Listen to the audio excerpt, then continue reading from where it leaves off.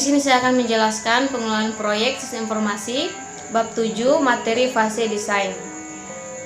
Desain yang terstruktur. Tujuan utama dari desain yang terstruktur adalah memecah sistem menjadi bagian yang lebih kecil, teratur dan mudah untuk dibangun. Kemudian ada desain top down. Masing-masing komponen utama atau kontak dalam TLD dipecah menjadi subbagian, dimulai dengan level teratas kemudian turun ke level berikutnya.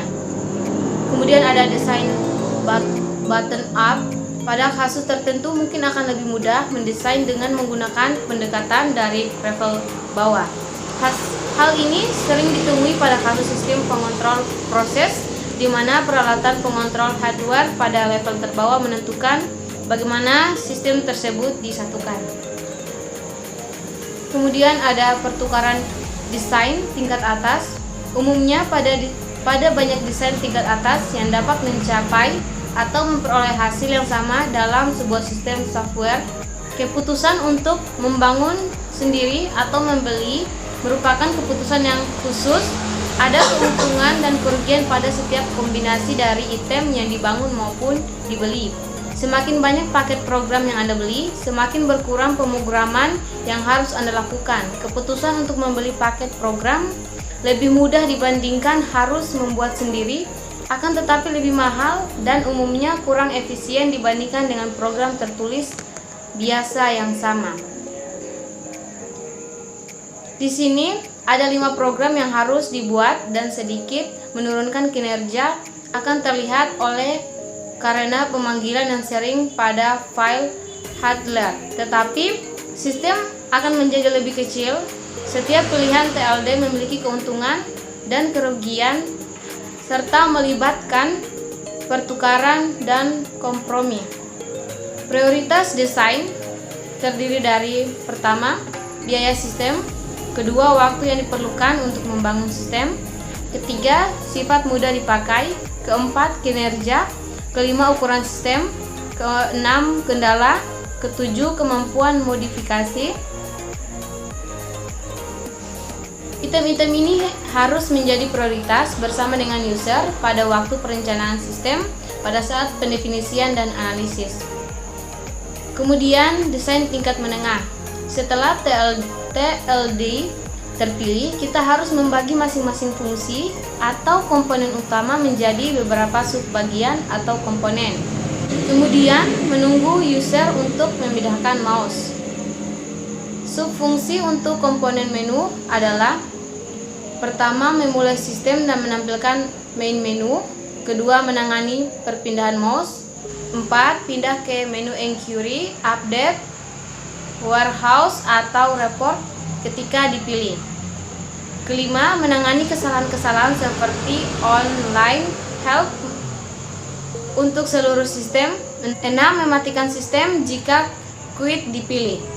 Kemudian kamus desain. Kamus desain terdiri dari kamus data umum, daftar alfabet menyusun semua parameter yang ditujukan pada tanda panah aliran data untuk setiap item, menjelaskan tipe, panjang, batasan, dan modul yang digunakan. Kemudian modul terstruktur atau sejauh mana Anda dapat merinci. Sebuah modul terstruktur memiliki ciri-ciri. Pertama, berfungsi sepenuhnya sebagai fungsi tunggal, misalnya dapat diterima, diedit, diformat ulang, dan melewati parameter tunggal. Kedua, ukurannya kecil. Ukuran yang ditetapkan berkisaran antara 50 sampai 100 baris yang dapat dieksekusi atau paling banyak 2 halaman. Ketiga, dapat diprediksi. Semua ciri dapat terlihat dengan membaca kode program. Keempat, tidak tergantung. Kemudian kelima, meski hal ini tidak didefinisi secara jelas dalam modul terstruktur, lihatlah kegunaan kembali suatu modul yang cukup lengkap dan umum mengakibatkan Anda dapat menggunakannya di aplikasi lain dengan memodifikasi sedikit mungkin. Kemudian desain file terdiri dari mengoptimalkan file, mengoptimalkan sejumlah variabel item. Kemudian file story, dan pengujian desain file. Kemudian keuntungan dari analisis dan desain yang terstruktur yaitu mengurangi jumlah kesalahan. Dan masuk di proses desain. Di proses desain ini terdiri dari dua, yaitu tim desain dan pertemuan desain. Lanjut, dokumentasi teknik. Pertimbangkan hal-hal berikut ketika menulis dokumen teknik. Pertama, gunakan bahasa yang formal dan tepat. Kedua, gunakan gambar, diagram yang terstruktur dan yang sejenisnya. Ketiga, buatlah agar maksud dari desain menjelaskan pada beberapa halaman pertama, kemudian uraikan. Keempat, cobalah untuk konsisten pada grafik-grafik dan terstruktur kalimat. Lanjut pada aturan dasar. Pertama, beberapa ketentuan desain, format, terstruktur diagram, modul, dan kaidah penamaan variabel ini digunakan untuk semua tingkatan yang rendah.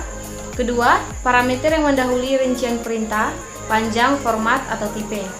Ketiga, penanganan kesalahan. Setiap modul melewati keadaan di mana kesalahan muncul dan nomor kesalahan untuk ditangani. Keempat, standar pemrograman. Kelima, programmer memulai dengan template ini dengan mengisi kode proses. Garis besar spesifikasi desain. Pertama ada judul halaman dan daftar isi. Kedua, gambar umum. Ketiga, daftar hardware atau software yang akan dipakai. Keempat, daftar urutan prioritas desain.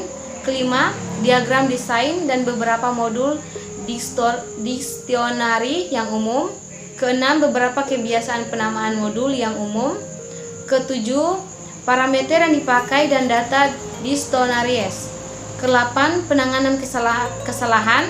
Ke-9, standar pemrograman terstruktur. Ke-10, alamat pemrograman terstruktur. Ke-11, top level design. Ke-12, medium level design.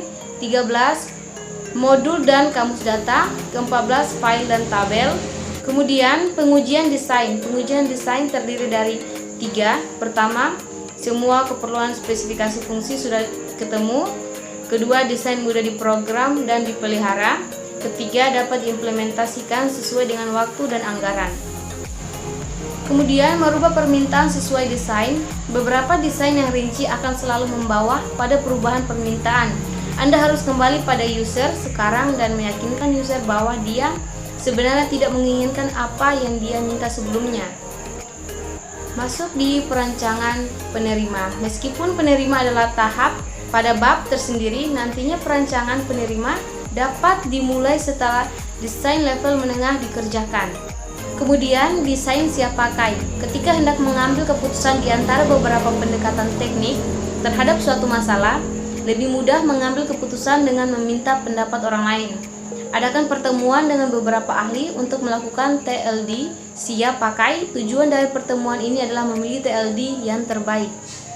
Baik, mungkin itu saya dapat saya jelaskan. Lebih dan kurangnya mohon dimaafkan. Dan ucapan wabillahi taufiq wal hidayah. Wassalamualaikum warahmatullahi wabarakatuh.